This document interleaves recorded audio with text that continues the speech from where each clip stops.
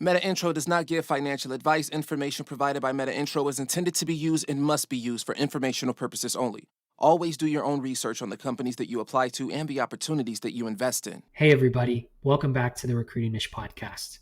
I'm Alex, your crypto recruiter. It's Tuesday, and I'm here talking all things hiring in crypto, Web3, and AI. On today's episode, I sit down with Ken Chapman. Ken is someone that I originally connected with from a recruiting capacity, but stayed connected with, and I wanted to get him on the podcast to talk about a few different initiatives. Currently, Ken's the principal and founder of T10 Ventures, his own digital assets consultant business that's working with a variety of top startups in the space on a variety of different problem-solving initiatives. Previous to T10, Ken spent time with Anchorage Digital as their head of banking and capital markets. Prior to coming into crypto, Ken worked in traditional finance with top players like Wells Fargo, BNY Mellon, and Bridgewater Associates. On today's episode, we cover a lot. We talk market commentary about all things going on within the industry, including regulation, how to approach custody, best practices, and education. Reminder, all things discussed on this podcast are of our own opinion, and they do not represent our perspective, past, present, or future companies. So Ken, as far as, kind of the regulation side, it seems like there's two camps within crypto. First camp, which is regulation's good. Let's figure it out. We're here to work with you. Let's find a path. Other side, which is kind of, I guess, the crypto native side, maybe what some people are calling it, change the regulation for us, build a new body, putting forward, proposals and things like that, because they don't think crypto fits within some of these existing structures. Tell me a little bit about maybe, where you stand on it, maybe what, you've seen in the industry and maybe where we're headed from that side. Yeah. Well, for me, what I'm looking for and what a lot of people are looking for is just common sense regulation. And by that I mean is, how to operate, what the assets are. For example, this was something that frustrated me and I'm sure frustrated a lot of other people was going back a few weeks ago when Gary Gensler, testified in front of Congress and Congressman McKinney had asked him the question, Ethereum or Ether, is it a security? And he wouldn't answer the question. And he asked him the question over and over again. And he simply wouldn't, he basically said something along the lines is like, well, if you apply the current law, then, and you apply the Howey test, then you should know what it is. And Congressman McHenry asked him again, so, okay, applying that, what is it? Is it a security? And he flat out would not answer the question. And so for me, whether, it's more clarity, within the SEC, from the SEC or, another, institution that's developed just for this, to me, it, I don't really have, a strong view on which way it should go. The strong view I have is we need to have clarity. And if crypto is ever going to really, take off, then the institutions need to be involved. And for the institutions to be involved, they need to have regulatory clarity. And because without that clarity, they simply can't operate because right now, they don't know how to operate. They don't know how to engage because they don't know what the rules are. And so I guess boiling it down to the most simple form is, hey, tell us what the rules are, make the rules clear, and then we'll play within the rules. Yeah, and I think the other thing that's interesting too, I know you attended the Women in Digital Assets Forum. There was another event right after the Digital Asset Summit, Stanford. Hester was there. I think the other individual's name was Allison, ex-SEC or SEC. It's interesting to hear people on that side talk so positively and want that same thing, right? I feel like there is this weird dynamic going on where Gensler is obviously the four-person, but there might be and is other people in the SEC that might have differing opinions. This might just be personal opinion or, maybe from what you've seen, but like, what do you think might change Gensler's mind, right? You reference like at one point it sounded like maybe he was on board with some of these things weren't. Now they are. Like it seems to be some flip-flopping. People have their own opinions on why that is, but I don't know. What do you think about that? And does that help the situation at all from, for you advising startups in this kind of gray area? Well, that's kind of $1 million question, right? And I think if anyone in the industry, had, insight into, how, Chairman Gensler's, thinking, why he's thinking that way, that That would be great because I think a lot of us, are still kind of, dumbfounded, and I'm not sure, what it takes to get him across the line. But also, there's, three ways, an asset could be determined to be a security, and either the SEC can come out and say, hey, this is a security. It can also be done by, the courts.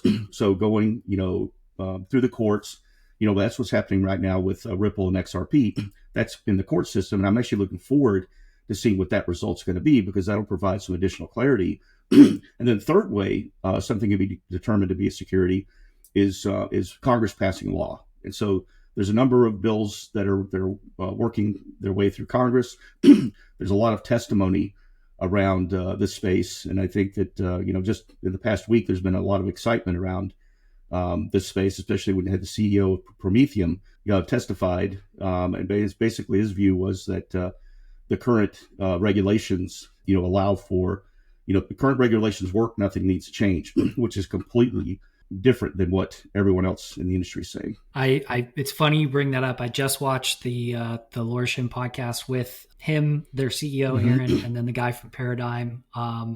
Interesting, right? Because it's like, it is somebody who has done it. It's a much different framework than any of the other crypto companies in market, right? Which is build first, then come back and regulate.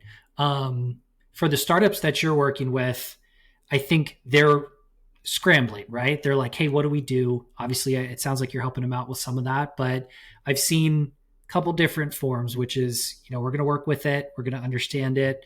The other side, which is we're going to go totally offshore, right? And go to another jurisdiction that might be more, regulatory friendly. Have you seen any of that? Has that had success? What are some of the startups, I guess, doing in that space? Well, not just startups, but we're also seeing, more established companies, talking about, or actually they're not just talking, doing it. For example, Brian Armstrong from Coinbase is talking about, potentially moving the headquarters to Europe. And I've talked to a number of companies who, said, listen, it's too difficult to operate in the United States right now. So we're going to, take our operations, outside the United States until there's more clarity. And I've also talked to a number of companies that are predominantly based in Europe that were looking to enter the U.S. market this year.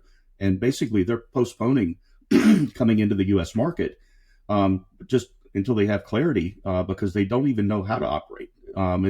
And like I was talking to a European-based crypto custodian that was looking to come into the United States, and they were looking to, set up some sort of either a state trust or a bank to be able to provide, custody inside the United States. And with given, all of the lack of the clarity, and then also you have the NYDFS is, and the SEC are looking at Paxos, and Paxos is one of the most stand-up, companies in the industry. That's a company that's known for, playing within the rules. And then you got the SEC sending, Coinbase a Wells notice, and then you got enforcement actions across the industry. Yeah, I'm seeing a lot of companies move offshore, and then companies that would have come into the United States are simply not doing that anymore. Yeah, I think it's good to have companies like Coinbase, right? That even in the wake of very serious, things, right? Like getting these Wells notices, being, lawsuits or investigated, like that's a really big deal. And it costs a lot of money. It costs a lot of time. And it's sad too, because like a player like Coinbase seems to be kind of the golden child in what you do, right? Like they have protected customers. They've onboarded, at this point, I think, hundreds of millions to crypto and still have a really great brand reputation. So it's nice to have them kind of fighting on behalf of the others who, might be smaller or might not have the resources for that. But then I also hear commentary that say, they're abrasive, right? Like it's almost like, hey, they shouldn't be going as hard as they should. What do you think about that? Like, you think there's a middle ground, or, it's kind of, you got to push when push comes to shove? Well, I think, Brian Armstrong and Coinbase, it's they've been out there, for years now, trying to work with the with regulators. They have people within their company that specialize. Their full-time job is to to work with with the regulators. And so they're out there trying to do the right thing. But I think at some point, when you try so hard, month after month after month, at some point, and then when you're trying to engage, and then the same regulator you're trying to engage with turns around and takes an enforcement action against you, I think at some point you just have to stand up for yourself. And to me, I don't see it as being aggressive. I think it's like standing up and saying, listen, we want to work with you. Help us get there. Help us find the middle ground. If you don't even find middle ground, provide the clarity that we need to operate.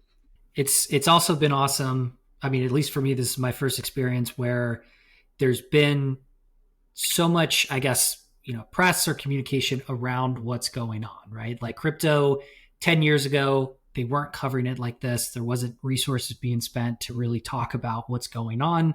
I think from the companies that are in it, right? They're spending the money to make sure they get out what crypto is, the messaging, why this needs to happen. Coinbase being one of them, but there's obviously others. I think the other thing that's been interesting to see, if you're not in crypto, people think crypto's dead or dying. Like right. When you talk about the intervention, right, that you got when you jumped into crypto, I get that intervention like monthly, if not weekly, sometimes from, like you said, family or friends. Like, hey, isn't this thing dead? Is it gone? What do you say to those people that, again, aren't in it like we are? How do you convince them, or what do you say to them to maybe show what we're fighting for? I point to a couple of different areas. Like, I'll talk to them about it's not all one thing. Like, tokenization, as I mentioned earlier in the podcast, that's something that's real. Large institutions are doing it, and that's going to be something that just becomes a norm in the future. Stable coins, the concept of a stable coin or a central bank digital currency, that's happening in different places, in the world. In the United States, we have, Circle has a stable coin, and Paxos has a stable coin, and those are, being used effectively today. And as far as, the crypto, there's over 20,000 crypto tokens out there. A lot of them, many of them, most of the vast majority are going to die off. And there are, a few like, Bitcoin that I believe that, it continues on. And if you look at, go outside the United States, you go to Dubai or you go to or Singapore, you'll see a lot of excitement around crypto. So while there might be some, negative press happening here in the United States, Bitcoin, for example, is not a U.S. invention. It exists worldwide, and that it has no borders. And Bitcoin itself is still, it got above 30,000 U.S. dollar in value per coin just here recently. And also you got, I would say, take a look at some of the biggest names out there. You got, BlackRock is filing for a spot, a Bitcoin spot ETF, and that's huge. BlackRock's the biggest asset manager in the world with over $7 trillion, assets under management. That you have other companies that are large, household names, like Fidelity, planning to offer, Bitcoin ETFs. Perfect. Okay, cool. Well, yeah, I think in terms of and you brought up a good point when we talk about, the, negative sentiment around crypto or the regulation on crypto, it's a US problem, right? Like you mentioned, kind of in the rest of the world, people are utilizing stable coins in, places like Africa. Again, Bitcoin as a safe haven for their funds and being able to, move money across places is being used. And I feel like it is unfortunate, right? But it's like for people not in crypto, there has to be a moment where they realize its use case. Like, I think we can talk about it all we want. People see what they see when it comes to Pepe coin and Dogecoin, and they just think these negative things. Like, there needs to be maybe, again, a larger player or a product that integrates digital assets to where people don't think of it as crypto. They just think of it as this new technology. I'll give you. Go ahead. Go ahead, please. Oh, I was going to say, I was going to ask about just like, what would you think an example of that would be? I know you mentioned tokenization of real world assets. Like, what are some of these other things that it's not just buy, sell, hold to make money that people could maybe use? Yeah, I'm often asked the question, what's the use case for Bitcoin? And especially with people, they look at it and they're like, well, it seems like it's useless. There's no value to it, and there's no there's no use case for it. And I think that for people that grew up and lived their entire lives in a developed country, there's a use case that may not resonate with them, or they may not have thought through. And I'll kind of give you where my thoughts and kind of where I came to view the use case. When I was in the Army, I was stationed in Greece. And in Greece at the time, the residents or the citizens of Greece did not trust their local currency. They didn't trust the government. They didn't trust the currency, and they were worried about inflation.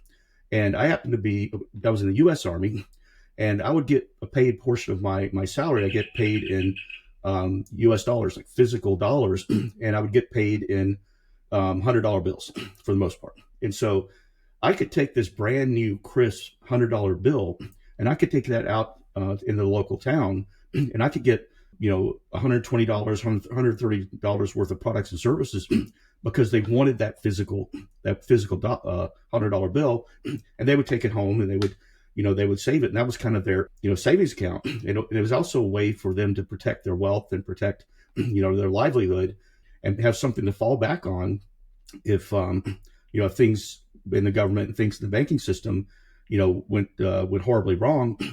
And I was stationed there in the early 90s. And so as it turns out, Greece was in a better situation when I was stationed there than it turned out to be about a decade later. But some of the people were kind of laughing and saying, well, these people are being absurd. There's no way that the government's going to crash. There's no way that the banking system's going to seize up.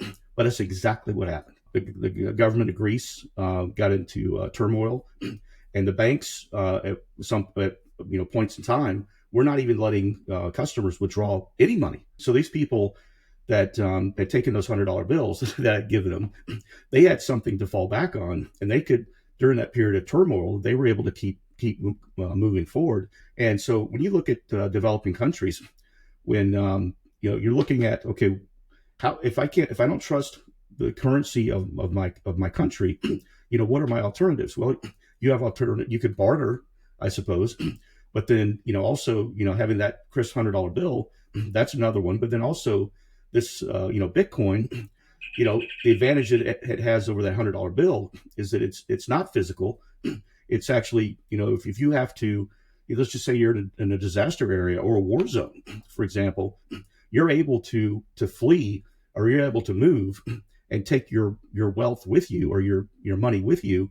And it doesn't matter what country you go to, because Bitcoin is the same in the Ukraine as it is in Greece, as it is in any other country. It's fungible, and it's the same everywhere. So to me, the use case, to me, is an alternative to the government's money. Again, when you talk about this in the United States, people, it's more difficult to understand because the United States is a more developed country. It's the U.S. dollar is the world's reserve currency, so you don't really think in those terms. And you know what? I hope that the U.S. dollar remains the world's reserve currency for a really, really long time, because, and I don't want that situation that happened in Greece happening in the United States. I mean, it just wouldn't be good for anybody. Well, that's a good point. I think that's been, because I agree, right? It's like when you're in those situations, if you had to and needed to move your money right now, it'd be impossible, right? To get all your money out of a bank in cash, they barely let you as is. If you wanted to move it to another bank, right, you got to go through, a new onboarding. You have to move it. There's probably some fees. There's a couple weeks time, whatever it is. Like, this is a way that allows that. But to your point about, we hope that doesn't happen. That's been the counter argument that I hear, which is, if this really does happen, right, which is the dollar falls out and people flee to Bitcoin, like, how are you even going to use it, right? Like, if that's the case, it's World War III or nuclear, or again, bullets and guns, right, are going to be worth more than Bitcoin. Do you think that's the case? Or it's like, again, like, I even wonder, hey, if it all went down, sub's on a hardware wallet, sub's not, like, how would I even do it, right? Have you thought about, like, worst case scenario, what that would look like? Yeah, you're kind of talking about the apocalypse, which I hope never comes, and that's not something I'm predicting is gonna happen. But I go back to the the example of Greece is they had a government that essentially collapsed, and the banking system collapsed, and if they had Bitcoin at the time, then they would have been able to use that. And if they needed to leave the country and go to a country they thought would be more favorable, they could take it all. And how do you feel about the options for custody right now? I mean, you mentioned like Anchorage, again, working with Wells, I'm sure custody was a component of that. In my opinion, like that's the hardest part of getting people to either Bitcoin or digital assets, right? Which is the risk of trusting somebody else, like an exchange or another company. You know, there's good and bad. You have to trust that. Trusting yourself, right, with your keys or again, a hardware wallet, making sure you don't lose it, making sure nobody gets to it. Or again, in the middle, right, there's some multi-sig stuff going on and some people working on that.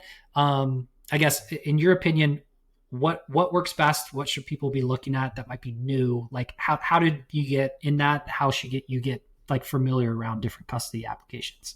Yeah, I'll answer that question from an individual perspective, but then also from an institutional perspective. On the institutional side, many of the institutions, especially like the registered investment advisors, are required to have assets at a qualified custodian. So the notion that you're going to have some of these, that a bank or a large asset manager is going to basically just, custody their own assets, that's really not going to happen. And it's by federal law and by regulation. And so the larger companies, that's where it's going to be in custody, at an Anchorage or a Paxos or BitGo or another company. And if you trade with companies like an exchanges like Coinbase, it's going to be your assets are going to be not your own keys. It's going to be held by the exchange or in a custodian that the exchange uses. But in an individual level, and I'll just talk, not making a recommendation, I'm just talking about me personally. My view was what I would do, a hybrid approach as far as keeping, my private keys, my keys, my coins, having a certain amount of my, assets being held, directly by me, and then also having, a certain part, operating with a company like a Coinbase or another exchange. So for me, and I think you kind of dial your level of tolerance, right? So if let's just say you have, $100,000 in Bitcoin, do you put half with a qualified custodian and half you manage yourself? Where it kind of falls, is up to, each individual, where they feel comfortable. Some people are not comfortable unless they have all of it themselves. And there's other people they don't trust themselves to be able to maintain the private keys, especially we're talking about maybe $100,000 or $1 million. They're not comfortable doing that themselves. So they take the chance of relying on a third party just because, relying on the third party, something could go bad, but also you hold it yourself. You could lose your keys if you're not competent. Yeah, that's I think, even when I was getting into crypto, right, it was like, what's the risk level, right? Like if you're going to be, kind of self-sovereign, not relying on anybody else, it's like that comes with increased risk, but again, maybe more flexibility or, faster mobility or, again, somebody have an issue with, again, whatever it is with exchanges. And I think the other thing that's been like a funny thing to watch, I agree with it, but I get interesting feedback is like the leaders of exchanges, Brian Armstrong, Jesse from Kraken, Jack, from Square and Cash App, tweeting not your keys, not your coins, yet running an exchange that holds keys. Like, how do you think about maybe that dynamic about, them telling you to self-custody, but also offering custody? Like, do you think that sometimes is a conflict or confusing to individuals? Yes, I can see where that would be confusing to individuals, where you have, leaders of exchanges, coming out saying, not your keys, not your coin. But then on the other hand, if customers are doing business or trading with these exchanges, in many cases that custody is being provided and it's not being self custody. And I would say that the one thing that individuals need to be aware of is if you are trading with an exchange, you really should understand how they're providing custody and who they're providing custody with. If I think this is one of the things that I agree with the SEC on. Is that as exchanges should not be providing custody themselves. That custody should be split out, and that provides more safety for for the consumers and also for the individuals, where if you are going to have to rely on an exchange, have those assets in custody at a bankrupt at a bankruptcy remote qualified custodian, because you know. But anything in the middle there, if you're not holding your own private keys and it's not with a qualified custodian, any other option out there, you should run away as fast as you can. That's a great point. And I think that's been the most interesting thing, I think, for me as a user of crypto, is how aware you become of, looking into these details, right? Like when I signed up for a bank account, when I was, I don't know, 12 years old, putting money in, I never thought about the terms and conditions. You never really understand what they're doing with it. Credit cards are a foreign thing. Like, again, you need to learn, you need to look into it. I think that's a cool component to digital assets, which is it enables you to really take some of that power back, but it is a responsibility. How, for you yourself, or if you're recommending people, in getting into the industry, what are some good outlets to learn these best practices or to find trusted answers for some of these kind of complex questions that might come up in your journey to, purchasing, custody, and using digital assets? As far as, keep, understanding what's happening in this industry, thing about our industry that makes it fun to be in, also a bit unique, is that things change constantly. I stay plugged in every single day, weekends too, as far as what's happening in the industry, what's going on. I feel if I were to unplug for a month, I'd come back and I'd be like, guys, I was gone for a month. What did you do to the place? So I would say for people trying to understand, what's going on, there's a number of, media outlets out there, this podcast, but also, outlets like, CoinDesk or The Block, have like really good content. And I would say that, and also if you're inclined to do it, Crypto Twitter, where you're able to, follow certain people within the crypto community. And I tell you, that is a source of minute by minute information there. When the whole thing was happening with FTX, that was playing out on Twitter before he even made any kind of media. And the same thing when Silicon Valley Bank, went under, that was playing out real time on Twitter, like blow by blow. So I would say that, to find out what's going on in the industry is just get connected to, news sources, and, definitely do Twitter, to be able to get that information in. But fair warning, things are changing very fast. They're changing quickly. And, but hey, it's a fun ride if you can do it. Yes. Crypto Twitter is an interesting place, right? It's like, there's so much going on.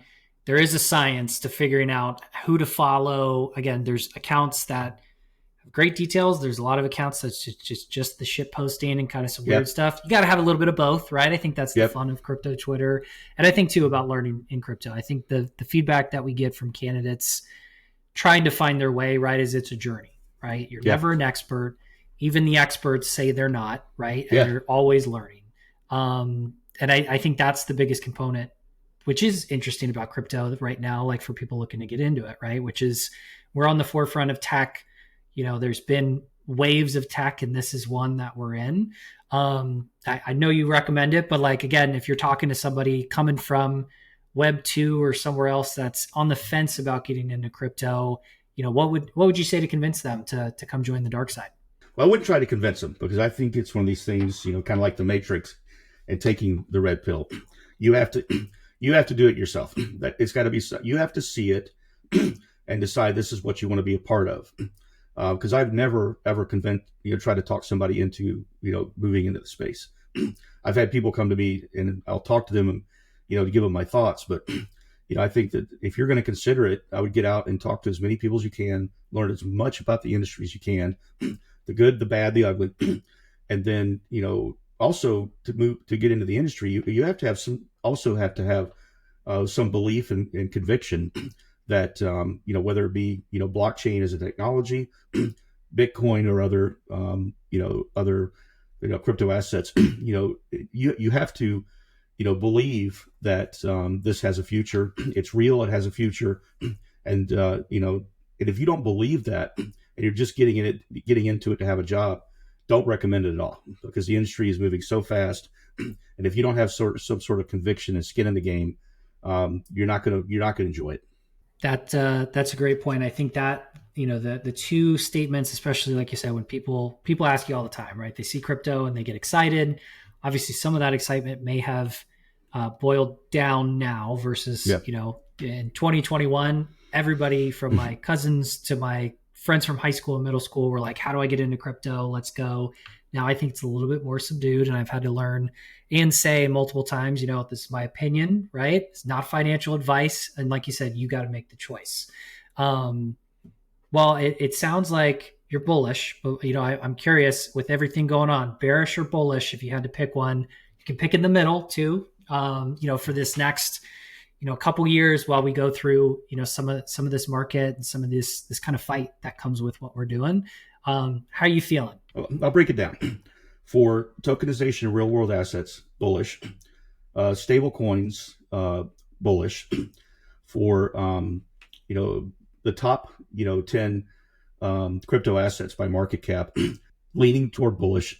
That I would say cautiously optimistically bullish. But to me, I'm not negative on any of it. I don't see any of it going away, except there's like 20,000 crypto assets out there. The top few that have real value will stick around. The rest of them, I'm completely bearish on, and I don't even touch them. Don't look at them, just because I think that they fall by the wayside. I agree. Yeah, I think that's also what you learn in crypto, right? Like, you find what works for you, what doesn't. I know some people, have use case in some of those, or, they're trading meme coins.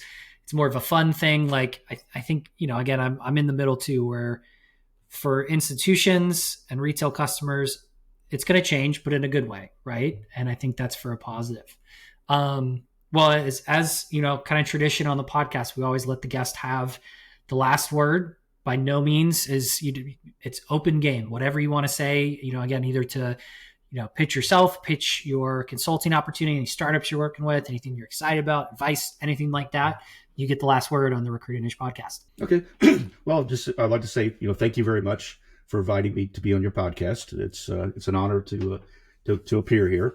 And I would also just, say that, as I've said within the podcast, that, it's even though we've gone into another crypto winter here, there's been crypto winners before.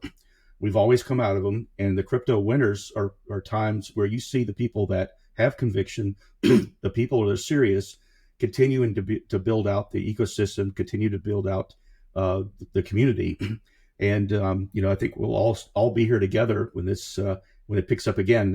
I am, like I mentioned before, I am bullish here, so it's we're going to get there. We're going to get there together. We're going through some pain, but no pain, no gain. I agree. It was something funny.